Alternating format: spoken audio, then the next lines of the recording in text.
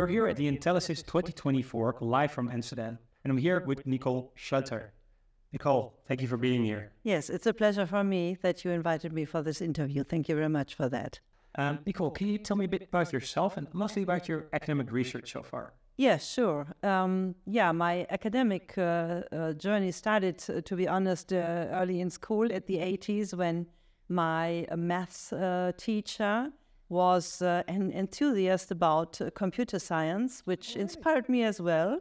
Okay. And then I studied computer science. I expanded to project management. I have a master's degree in computer science and in project management from the George Washington University. I have a master's degree from the FernUniversität Hagen, where I'm just working for. Mm-hmm. Yes, and now I'm here. I'm working as a research associate for the FernUniversität Hagen, and we are investigating how AI could make the technology roundabout learning a little bit better, especially in e-learning, which is, as you can imagine, because Fernuniversität means distance university, okay.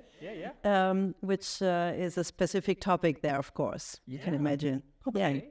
And you wrote a paper about it as well? Yes, we have written a paper. I wrote it together with Dr. Dirk Feil. And my paper is thinking about how to enhance the personalization of these intelligent learning assistants.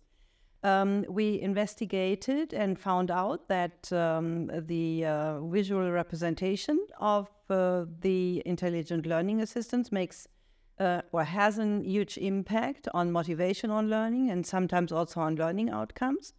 And it depends a little bit on sympathy or having no sympathy, and therefore we try to understand and find out what are the design features that are loved by students, which are not so nice for students.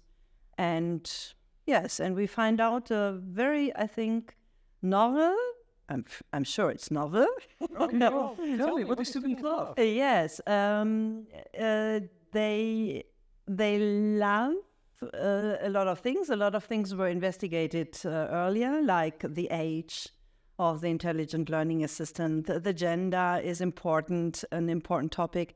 But this is not always working well. And therefore, we investigated a novel, exploratory and participatory approach to find out what are the design features the students love, depending on their characteristics.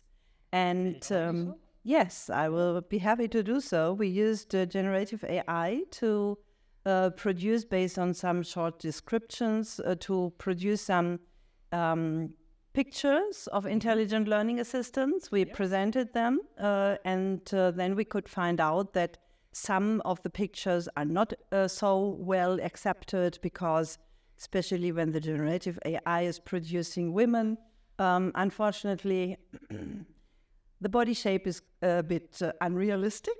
Okay. Very much unrealistic. So students like sometimes. realistic women. Who would have thought that? Yes, especially the female students. Oh, we have to say. That I would expect.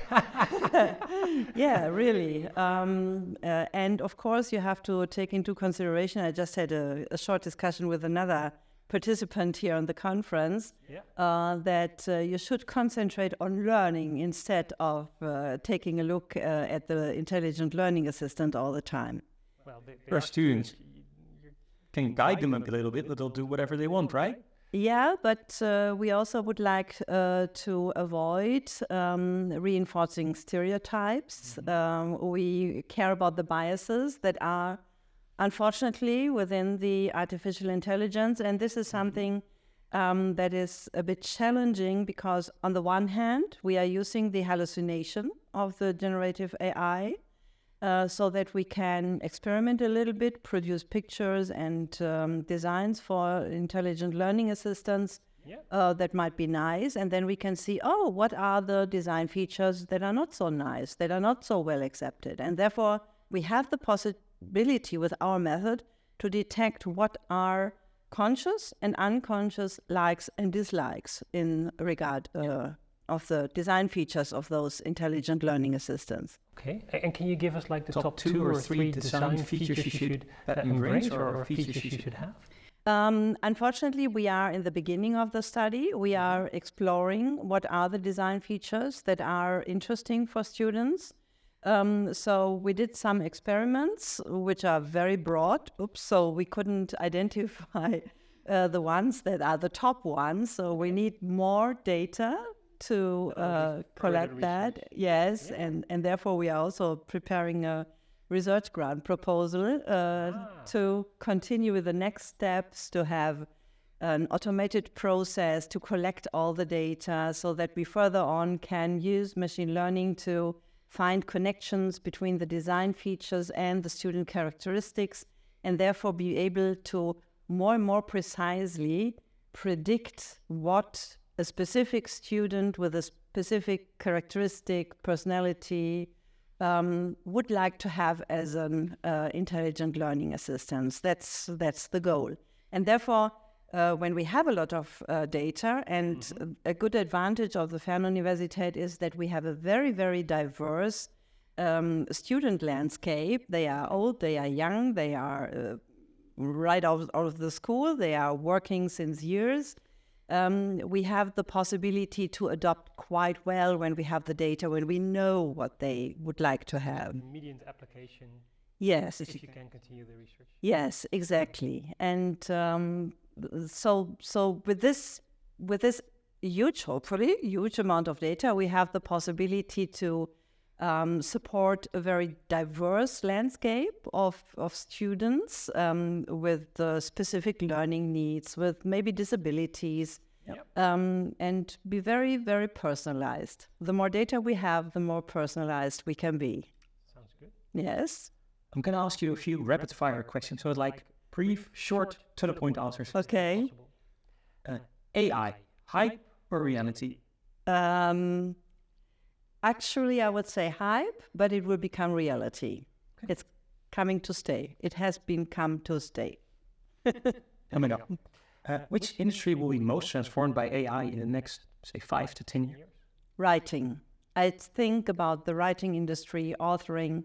This is something that will be changing a lot. Can machines truly be creative? I said that we are using this creativity, but at the end, it is learned behavior and based on the past. Okay. You call it hallucination as well? Yes, exactly. So I heard a lot of presentations. They try to reduce hallucinations. We are using this because right now we are in the exploratory phase. Later on, we would like to be more precise, of course. Okay. Which AI breakthrough has had the most impact on your work? The generative AI building pictures, because this we are using now. We started our research thinking about artists supporting us, but now we have the DALL-E, Stable Diffusion and such things. Makes it much easier. Is there a book or a resource you'd recommend people? Oh, yes. There is a very huge and informative and good written book from Russell and Norvig, Artificial Intelligence, which gives a very, very good and broad overview about artificial intelligence. I can really recommend that. And what's one question people should ask more about AI? The biases. And I'm very happy to see this on the conference as well, especially the ones that are affecting women. Okay. And that takes us to the last question. How's the conference been so far? Great. I see they are working on the biases. I have established some contact, so I'm very happy to be here. Yes. And is there a specific part you like about the conference? The large language model. This is something that I've already heard. I'm very curious about the rest of the conference, but this is something that makes me very happy. Okay. Have you met interesting people so far? Yes, of course. Mm-hmm. I have met a lot of women and a few men interested in working on the biases regarding women. Yeah. And I hope I will continue meeting them, exchanging with them. And I also met one guy, yes, I remember. It was one of the very first ones who is working quite similar on similar thing like me, But instead of concentrating on visuals, he's concentrating on interaction. But our method seems to be very similar. I think there will be possible connections, yes. That's awesome. Nicole, good luck with that. Thank you for the interview. Thank you very much for the interview.